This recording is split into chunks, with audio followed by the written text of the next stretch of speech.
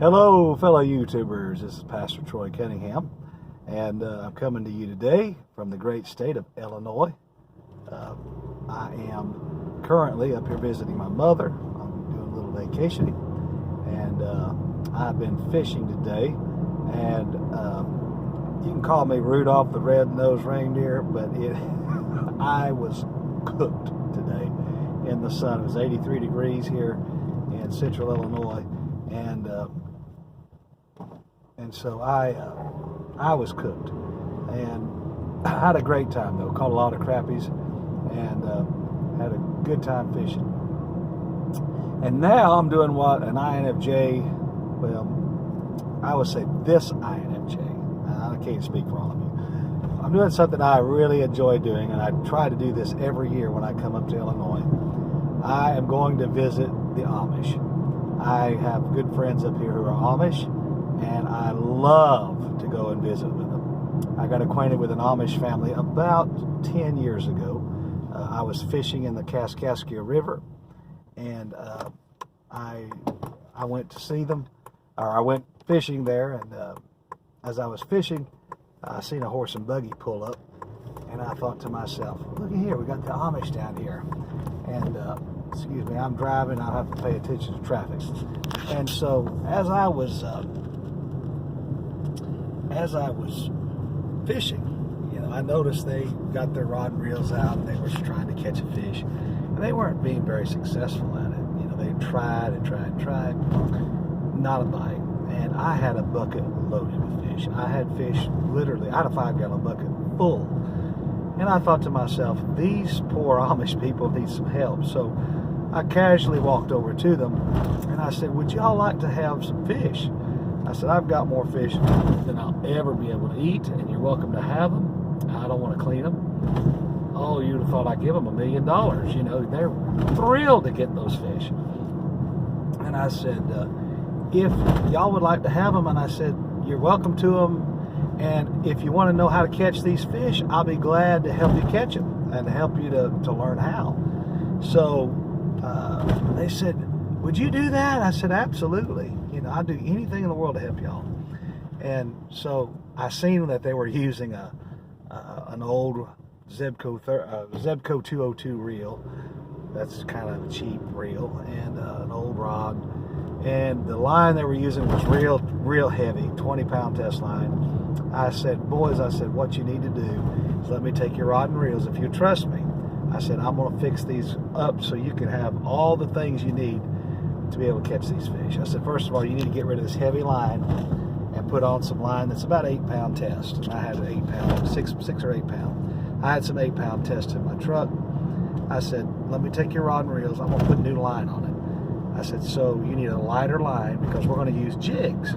And jigs need a light line in order to flow through the water and swim the bait more effectively and efficiently to where it looks like a fish, or looks like something live, that's moving, darting through the water. A line that's too heavy will make it stiff and won't be a lifelike. So I said, I'm gonna put this new line on. Let me, get everything set up, and I'll be right back. So they said, sure. I came back, had their little poles all rigged up, all new line. I had the bait, I had the jigs, the corks, everything was ready.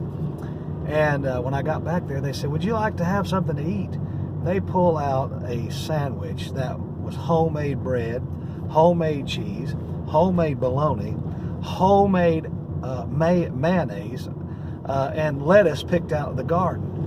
And I said, my goodness, go ahead, preacher, and have a sandwich. By that time, I had told them I was a minister. They said, go ahead and take a sandwich. We got plenty. And they gave me a sandwich. I ate dessert. They had a piece of pie. They had enough food for, I thought they were going to have a picnic. Enough food for an army.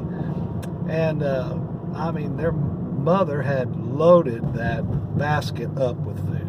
And it was awesome. We had a great day. And when I got their lines all ready, one of the little Amish boys throwed his reel out there, or his bait, cast it, and the first cast he caught a fish. He was just thrilled. We were catching white bass, we were catching crappies, you name it. We were just pulling fish in right and left. And by the time we got done, we had 2 5-gallon bucketfuls of fish. They couldn't believe it, could not believe, that they'd caught all those fish.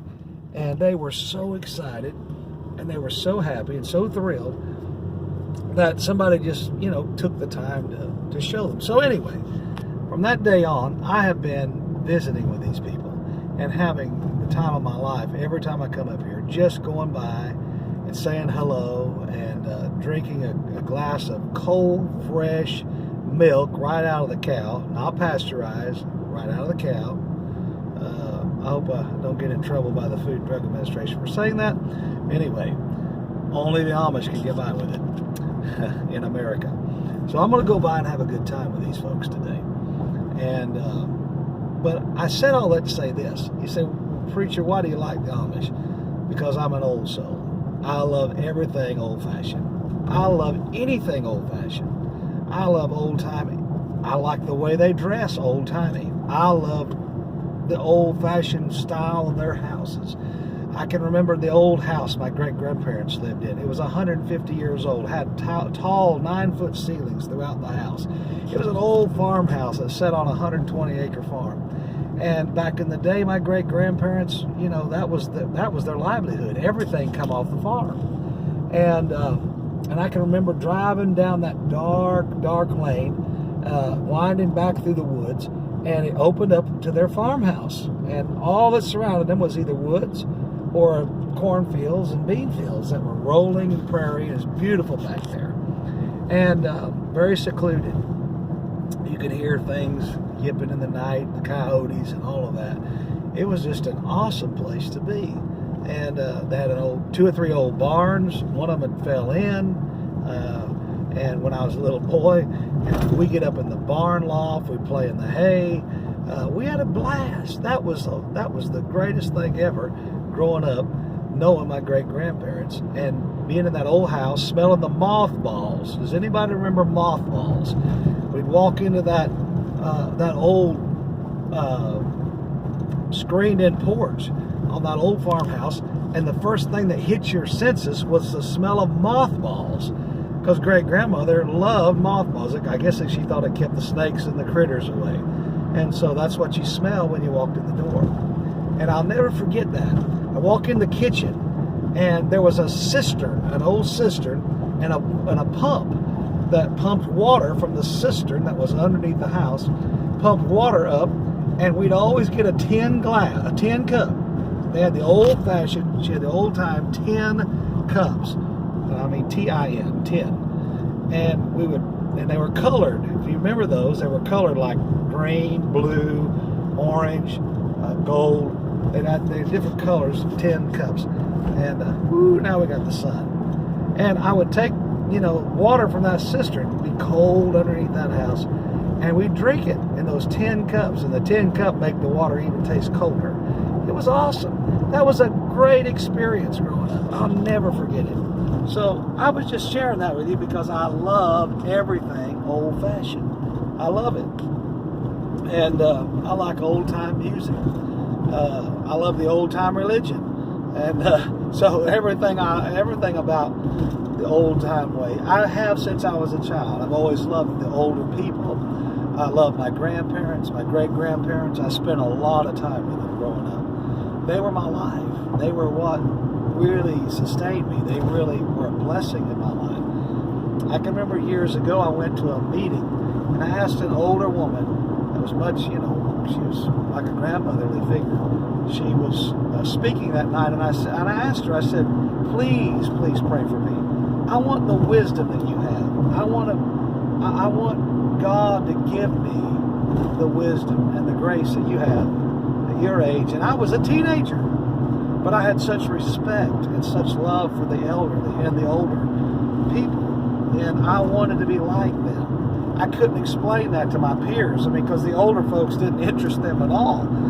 But they fascinated me. So I'm sharing all that. I'm really looking forward to going to see the Amish because everything about their way of life fascinates me. It always has. And so I just wanted to share some thoughts. You know, what is it, some of you INFJs, you know, what is it about the old time ways that really resonates with you? Some of you are, most of us are old souls at heart. Not all of us, but most of us find the old time things fascinating. We find it, intriguing. And I love the old videos from the late 1800s, early 1900s. I could sit and watch them for hours and watch the people on the streets, how they were dressed, how they acted, reacted, and all the things about them is just so fascinating to me. My mind will wander. How was it like? What was it like back then? What was it like to be with those kind of people in those kind of circumstances? So I find all that fascinating.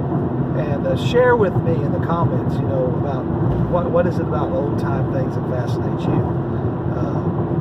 Because I believe that really does hit home to a lot of us. What kind of old time thing? Maybe some of you are into the old cars. Maybe you're into stamp collecting. You like the old stamps. I have an arrowhead collection.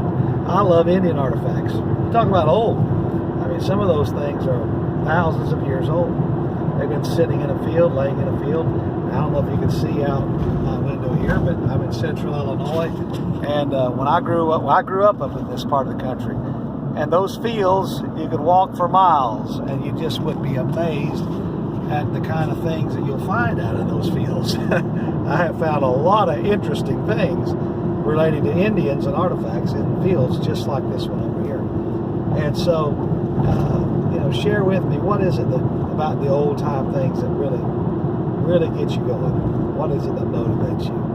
I'd love to hear from you. I appreciate every one of you, and I hope you have a blessed and safe weekend, and take care, everyone.